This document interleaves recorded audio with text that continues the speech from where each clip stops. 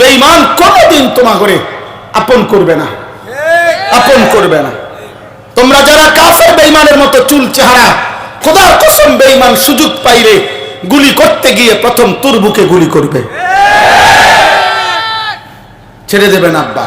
তুমি যদি সেদিন চিল্লাইও বলো যে গত 365 দিনে আমি কোনোদিন একদিনও 5 ওয়াক্ত নামাজ পড়ি নাই, আমি সেই মুসলমান যে কোনোদিন ফজরের নামাজ পড়ি নাই, যে কোনোদিন পেশাব করে পানি নেই নাই, যে নারী ছাড়া, জিনার ছবি ছাড়া, অশ্লীল উলঙ্গ দৃশ্য ছাড়া আমার জীবনটা আমি কাটাই নাই, আমি মদ ছাড়া, মাতলামি ছাড়া, আমি নারী ছাড়া, জিনা ছাড়া, আমি অসভ্যতা ছাড়া, নোংরামি ছাড়া, আমি সুদ কিস্তি ছাড়া জীবনে কোনো লেনদেন করি নাই, কোন কিছুতেই খোদার কসম বেঈমান তোমাকে ছাড়বে না। বেঈমান তোমার বুকেও গুলি করবে, আমার বুকেও গুলি করবে। এটাই সত্য, এটাই সত্য, এটাই সত্য। অতএব আমি অনুরোধ করছি, ভাই আমার, বন্ধু আমার, দোস্ত আমার, সাথী আমার, নওজোয়ান বাপ ভাই, মা বোন, পর্দার আড়ালে আজকে কি পরিমাণ মহিলা আমাদের, ওদেরকে কে বুঝাইলো এটা যে নিজেদের রূপ, নিজেদের যৌবন, শরীর, নিজেদের এই যৌবন রাস্তার পাশে কত নিকৃষ্ট মানুষ, চরিত্রহীন মানুষ, লম্পট মানুষ, জিনাকার বেবিচারী মানুষ হা করে রাক্ষসের মতো এই বেহায়া বেপর্দা নারীর দিকে তাকায় থাকে। এই মানুষরূপী এই পশুগুলাকে দেখাইবার জন্য এই নারী এই সাজগোজ করে বেহায়া বেপর্দা নিজের জীবন যৌবন, নিজের শরীর স্বাস্থ্য, নিজের রূপ রাস্তায় দেদারসে নিলামে বিক্রি করে দিচ্ছে। নাউজুবিল্লাহ। আহা নারী, হায় বেপর্দা নারী, তোর জীবনের উপরে ঘৃণা, থুতু তোর জীবনের উপরে, থুতু থুতু তোর। যে নারীর ইজ্জত নাই, যে নারীর পর্দা নাই, যে নারীর সতীত্বের কদর নাই, যে নারীর আব্রু হেফাজত করা, নিজের লজ্জা, নিজের সতীত্বের হেফাজত যার মধ্যে নাই কলিজার ভিতরে। আমরা তাফসীরের মধ্যে পড়ছি, পর্দা, লজ্জা, সতীত্বের হেফাজত, নিজেকে ঢেকে রাখার মানসিকতা নারীর মধ্যে পুরুষের চাইতে আল্লাহ বেশি তার সত্তাগত সৃষ্টিগতভাবে দিয়েছেন। সেইটা ছিন্ন করে যে নারী বেপর্দা হয়, যে নারী নিজের রূপ আর যৌবন, নিজের শরীর আর স্বাস্থ্য, নিজের চুল আর চেহারা মোবাইলে হোক, ইউটিউবে হোক, ফেসবুকে হোক, টিকটকে হোক, যেখানে হোক, রাস্তায় হোক, হারাম প্রেমের মাধ্যমে হোক, আল্লাহর কসম যুবক, আমি তোমাদেরকে বললাম, যেভাবে নিজেকে প্রদর্শন করে সে যদি 1 কোটি বারও তোমাকে বলে আমি তোমাকে ভালোবাসি, মনে রাখবা আমার আখিরাত আমার, আমার কবর আমার, আমার হায়াত আমার, আমার ভালো থাকা আমার আল্লাহর হাতে, দুনিয়াতেও আখিরাতে। আমরা স্বস্তি পাবো, নিরাপত্তা পাবো, সুখ পাবো, শান্তি পাবো, সমৃদ্ধি পাবো আল্লাহর পক্ষ থেকে। 12 তারিখের আগেও, 12 তারিখের পরেও। কার পক্ষ থেকে? কোন দলের পক্ষ থেকে? কোন দল? আমি বললাম তো যে যেই বিবৃতি দিতে আছে এক একজন, আমার তো মনে হয় আশা করা যায় 12 তারিখ নির্বাচিত যারা হইব তারা 13 তারিখ জনগণের হাতে একটা একটা হেলিকপ্টার দিয়ে দিবে। আমার মনে হয় আর কি যে আল্লাহর রহমতে যেই সম্ভাবনা দেখা যাইতে আছে, আল্লাহ এই অটো সিএনজি উড়ে দিয়া প্রত্যেকরে বলবে যে যার যার হেলিকপ্টারটা দয়া করে আইসা নিয়ে যান। সবাই কি আকাশে উঠতে যান, নিচেরটার জায়গা থাকতো না। দুনিয়া ধোকা, দুনিয়া কি ধোকা, ধোকা, ধোকা। ওমাল হায়াতুদ দুনিয়া ইল্লা মাতাউল গুরুর। যিনি বানাইছেন তিনি বলছেন, বানানেওয়ালা সৃষ্টিকর্তা রব্বুল আলামিন বলেন দুনিয়ার জীবন বান্দা মাতাউল গুরুর, ধোকা, ধোকা। আমি বানাইছি, আমি বলছি 2 নম্বর। আমি আল্লাহ বানাইছি, আমি বলছি এটা 6 নম্বর। আমি বলছি এটা আসল না। ওমা হাদিহিল হায়াতুদ দুনিয়া ইল্লা লাহবুন ওয়া লাইব। আল্লাহ বলে বান্দা দুনিয়ার জীবন আর কিছুই নয়, শুধুই তামাশা, শুধুই খেলাধুলা। ওয়া ইন্নাদ দারাল আখিরাতা লাহিয়াল হায়াওয়ান। আখিরাতের ঘর জান্নাত হচ্ছে সেটাই জীবন। লাউ কানু ইয়ালামুন। আহা যদি বান্দারা বুঝতো। আল্লাহ বলেন হায় আমার বান্দা যদি বুঝতো তাইলে এটাই উচিত ছিল যে দুনিয়া ধোকা, আখিরাত আসল, জান্নাতি আসল। কোনটা আসল? আপনি করে দেখেন। আরো একটা জিনিস দেখেন, সূরা কাসাস, এটা কোন পারা? কোন কত? আমি আসলে হাফেজ সাহেব না, এই জন্য সব পারি না।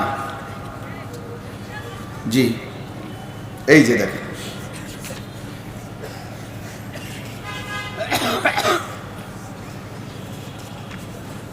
এখানে শুনেন, ওই যে কারুনের ঘটনা আপনারা জানেন না? মুসা আলাইহিস সালামের জামানার আল্লাহ তাআলা বলছেন, এই কারুনের ঘটনা আছে সূরা কাসাসের মধ্যে, 20 নম্বর পারা 28 নম্বর সূরা। তো ওইখানে আছে যে কারুন, সে আল্লাহ তাআলা বলছেন আমি তাকে এই পরিমাণ সম্পদ দিয়েছি, মা ইন্না মাফাতিহাহু লাতানূউ বিল উসবাতি উলিল কুওয়া। আমি আল্লাহ কারুনকে এত সম্পদ দিয়েছি যে সেই সম্পদের যে ধনভাণ্ডারের চাবির বোঝা বহন করতে গিয়ে 70 জন তাগড়া শক্তিশালী যুবকের পিঠ বাঁকা হয়ে যায়। মূল তাফসীর হলো এটা, শক্তিশালী যুবক। আর ইসরায়েলি মানে ইহুদি রওয়ায়াত হলো 70টা উট, কিন্তু বিশুদ্ধ তাফসীর হলো 70 জন যুবক। আচ্ছা, তো এই 70 জন যুবকের পিঠ বাঁকা হয়ে যেত চাবির বোঝা বহন করতে গিয়ে। আল্লাহ তাআলা বলেন এই পরিমাণ সম্পদ আমি কারুনকে দিয়েছি। দিয়ে আল্লাহ কারুনকে 4টা কাজ করতে বলছে সমস্ত সম্পদের দ্বারা। আল্লাহ বলছেন তোমার কাছে আমি 4টা জিনিস চাই। এক, ওয়াবতাগি ফীমা আতাকাল্লাহুদ দারাল আখিরা, সমস্ত সম্পদ উপার্জন দ্বারা প্রথম তুমি আখিরাতের ঘর জান্নাত তালাশ করো। কি তালাশ করো? দুই, ওয়ালা তানসা নাসীবাকা মিনাদ দুনিয়া, তোমার দুনিয়ার বৈধ হালাল প্রয়োজন ভুলে যেও না, দুনিয়ার হালাল প্রয়োজন পূরণ করো। তিন, ওয়া আহসিন কামা আহসানাল্লাহু ইলাইকা, আমি যেমন তোমাকে অনুগ্রহ করে অনেক সম্পদ দিয়েছি, যাদেরকে আমি আল্লাহ দেই নাই তুমি তাদেরকে সাদাকা করো, দান করো। চার, ওয়ালা তাবগিল ফাসাদা ফিল আরদ, কোন অবস্থাতে একটা সম্পদের একটা কানা করি দ্বারা গুনাহ হইতে পারে, নাফরমানি হইতে পারে, জমিনে বিশৃঙ্খলা হইতে পারে, আল্লাহর অবাধ্যতা হইতে পারে, এমন কাজ করো না। একটা টাকা দিও না। আল্লাহ বলেন এই 4টা কাজ। এরপরে আছে কারুন মুসা আলাইহিস সালামের মাধ্যমে জবাব দিছে, মুসা তোমার আল্লাহকে বলিও আমি আমার এই সমস্ত ধনভাণ্ডার সম্পদ সম্পূর্ণ আমি আমার বুদ্ধি বিবেচনা মেধা আমার যোগ্যতা দিয়ে উপার্জন করেছি, সেখানে আল্লাহর কি? আল্লাহর কি? পরিশ্রম করলাম আমি, রোজগার করলাম আমি। আল্লাহ তাআলা বলেন আওয়ালাম ইয়ালাম আন্নাল্লাহা কাদ আহলাকা মিন ক্বাবলিহি মিনাল কুরুন মান হুয়া আশাদ্দু মিনহু কুওয়াতান ওয়া আকসারু জামআ। হায় কারুন, সে কি জানে না আমি আল্লাহ তাআলা তার চাইতে বেশি সম্পদ, বেশি শক্তিশালী অগণিত জাতি গোষ্ঠী ব্যক্তিকে ইতিপূর্বে আমি আল্লাহ ধ্বংস করে দিয়েছি। তুমি এটা কি বললা কারুন? তুমি এটা কেমনে বললা? তুমি কামাই করছো, আমি দেই নাই? তো আল্লাহ তাআলা বলেন এই যে দেখেন এই কথাটা যেটা বলার জন্য, ফাখারাজা আলা কওমিহি ফি জিনাতিহি, কারুন প্রতিদিন অত্যধিক পরিমাণ সাজ সজ্জা করে একদম বীরত্ব বাহাদুরি করে অহংকার করে জমিনে বের হইতো, বিশাল বড় বহর নিয়া, বিশাল বড় অহংকারী বেশ ভূষা লেবাস পোশাক চলাফেরা নিয়ে।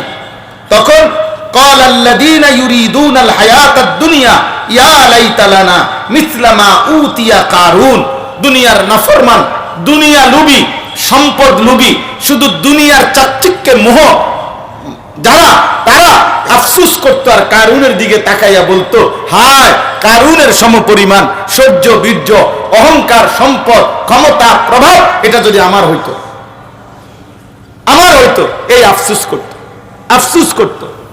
এরপরে একদিন, লম্বা কথার জন্য আমি কমায় বলতেছি, আর একদিন যখন আল্লাহ তাআলা তাকে চূড়ান্ত আযাব দিয়ে জিন্দা তার ঘর সম্পদ ধন ভাণ্ডার সহ মাটির নিচে দাফন করে দিল, তখন আল্লাহ বলেন ওয়া আসবাহাল্লাযীনা তামান্নাউ মাকানাহু বিল আমস ইয়াকুলুনা ওয়াইকা আন্নাল্লাহা ইয়াবসুতুর রিজকা লিমান ইয়াশাউ মিন ইবাদিহি ওয়া ইয়াকদির লাউলা আমান্নাল্লাহু আলাইনা লাখাসাফা বিনা।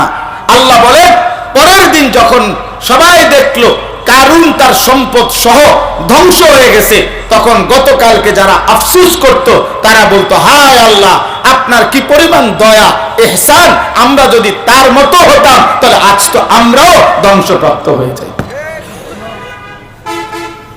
এই কথাটাই বলতে চাইছি। ওয়াই কাআন্নাহু লা ইউফলিহুল কাফিরুন, নাফরমান পাপী বেঈমান কোনোদিনও সফল হয় না। অতএব আজকে যারা তোমরা কিশোর ভাই, জওয়ান ভাই, অনেক নওজোয়ান, আমরা তোমাদেরকে ইসলাম পেশ করছিলাম, আমরা তোমাদের সামনে কোরআন পেশ করছিলাম, আমরা বলেছিলাম নবী সাল্লাল্লাহু আলাইহি সাল্লামের চুল, চেহারা, লিবাস, পোশাক, আখলাক, আচরণ এটা শ্রেষ্ঠ, এটা সুন্দর, এটা সৌন্দর্যময়। তোমরা প্রত্যাখ্যান করে আজকে ইউরোপের কোনো বেঈমান, আমেরিকার কোনো বেঈমান, ফুটবল খেলোয়াড় কোনো কাফের, ক্রিকেট খেলোয়াড় কোনো কাফের, দুনিয়ার কোনো পাপী, কোনো সিনেমার নর্তকী, কোনো সিনেমার নায়ক, দুনিয়ার অল্প কিছুদিনের সম্পদের বিলাসী কোনো বেঈমান নাফরমান পাপীর রঙে ঢঙ্গে চুল, চেহারা, চলাফেরা, জীবন জীবিকা, আচরণ, নিজেদের সাজগোজ যারা সাজাইতেছ, আল্লাহর কসম, রব্বে কাবার কসম, এই গোলাম আনিসুর রহমান, আমি তোমাদেরকে বললাম তোমরা ব্যর্থ হবে, লজ্জিত হবে, অপমানিত হবে, অপমানিত হবে দুনিয়াতেও আখিরাতেও। আমি বলে গেলাম।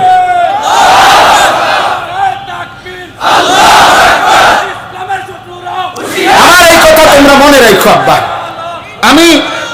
আমি সাফ কথা বললাম।